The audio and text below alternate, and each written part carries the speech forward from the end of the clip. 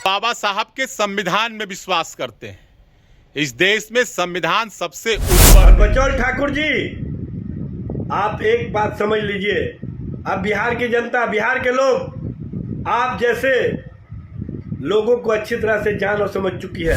हरिभूषण बचौल जी जो ये बयान दे रहे हैं वो ये बताएं कि क्या प्रधानमंत्री नरेंद्र मोदी जी उनकी बातें नहीं सुन रहे हैं क्योंकि केंद्र में उनकी सरकार है, या राज्य की सरकार इस पे कानून बना सकती है तो भी उनकी राज्य सरकार में भागीदारी है। बचौल साहब का संदर्भ क्या है वो मैंने नहीं सुना है, लेकिन एक बात सच है कि अब इस देश में आवश्यकता है एक देश एक कानून की।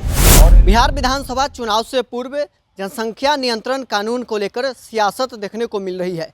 बीजेपी विधायक हरिभूषण ठाकुर बचौल का बड़ा बयान सामने आया है। उन्होंने कहा है कि जनसंख्या नियंत्रण कानून लागू होना चाहिए। बिहार विधानसभा चुनाव 2025 के लिए चुनाव आयोग की तरफ से कहा गया है कि 2025 विधानसभा चुनाव में वोट प्रतिशत बढ़ाने की कोशिश हम लोग कर रहे हैं। जब सवाल ये हरिभूषण ठाकुर बचौल से किया गया तो उनका कहना है कि बोगस वोट की संख्या बढ़ेगी, इससे बजाय इसको लेकर जनसंख्या नियंत्रण कानून लागू होना चाहिए। जब बोगस वोट की संख्या बढ़ती है तो मुसलमानों की वोटिंग जो है वो ज़्यादा होगी। हिंदू विधायक आने वाले 20 वर्षों के बाद कम चुन कर आएंगे। जो स्थिति अभी मौजूदा समय में है, मुसलमानों की आबादी जिस प्रकार से अभी बढ़ रही है, अगर इसी प्रकार से रही तो मिथिलांचल और सीमांचल के क्षेत्रों में 20 वर्षों के बाद हिंदू विधायक जीत कर नहीं आएंगे। अब जैसे ही हरिभूषण ठाकुर बचौल का ये बयान सामने आता है, उसके बाद आरजेडी, जेडीयू और कांग्रेस सभी पार्टियां बीजेपी पर हमलावर हो जाती है। आरजेडी का सीधा कहना है कि हरिभूषण ठाकुर बचौल चुनाव से पहले नैरेटिव सेट कर रहे हैं।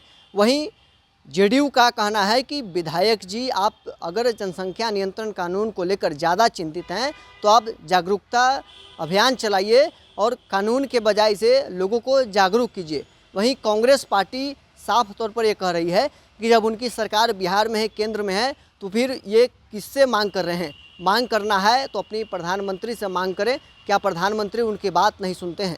क्या कुछ तमाम पार्टियों के प्रवक्ताओं का कहना है। छोड़ जाते हैं आपको इस वीडियो के साथ। हम बाबा साहब के संविधान में विश्वास करते हैं। इस देश में संविधान सबसे ऊपर है और संविधान का मतलब विविधता में एकता। संविधान से ही आप एमएलए बने हैं और संविधान है तभी पार्टी है। और बिहार में तो आदरणीय नीतीश कुमार जी ने जातीय सर्वे करवाया था। उस जातीय सर्वे में हिंदू की आबादी लगभग 82%, मुसलमानों की आबादी लगभग 17.5%। माननीय विधायक जी, आपसे हम आग्रह करेंगे, आप हिंदू मुस्लिम की बात मत करिए। आपको बढ़ती जनसंख्या की इतनी चिंता है तो आप समाज में जागरूकता अभियान चलाइए, शिक्षा का प्रसार करिए, हिंदू मुस्लिम मत करिए। बिहार के ही रहने वाले थे इम्तियाज साहब, देश के लिए शहीद हो गए। और बचौल ठाकुर जी, आप एक बात समझ लीजिए, अब बिहार की जनता, बिहार के लोग आप जैसे लोगों को अच्छी तरह से जान और समझ चुकी है। आपके पास कितना ज्ञान है और कितना आप अपने आप को राजनीति में स्थापित करने के लिए नैरेटिव सेट करते हैं, ये सबको पता हो गया। इसलिए इस तरह के वक्तव्यों से भारतीय जनता पार्टी के नेता बचें, नैरेटिव सेट करने की राजनीति से बचें। केंद्र और बिहार दोनों जगह पर भारतीय जनता पार्टी की सत्ता है और भारतीय जनता पार्टी ये बताए कि पिछले 11 वर्षों से केंद्र की सत्ता में है।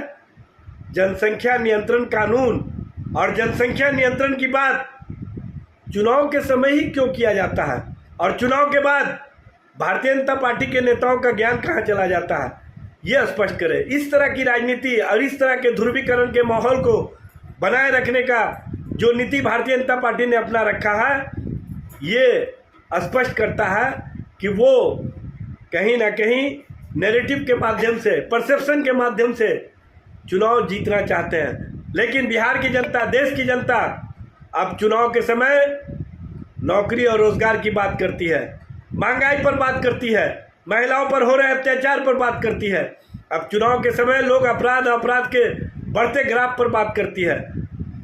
लोग भ्रष्टाचार को सदाचार और शिष्टाचार का रूप जो सरकार के माध्यम से दी जा रही है उस पर लोग बात करते हैं, और उस पर जब बात होती है तो भारतीय जनता पार्टी और उनके अलायंस पार्टनर अपने चेहरे को, अपने परसेप्शन को, अपने आप को बचाए रखने के लिए जनसंख्या नियंत्रण और डेमोग्राफी की बात करते हैं। लेकिन अब इस तरह की राजनीति हरिभूषण बचौल जी जो ये बयान दे रहे हैं वो ये बताएं कि क्या प्रधानमंत्री नरेंद्र मोदी जी उनकी बातें नहीं सुन रहे हैं क्योंकि केंद्र में उनकी सरकार है, या राज्य की सरकार इस पे कानून बना सकती है तो भी उनकी राज्य सरकार में भागीदारी है।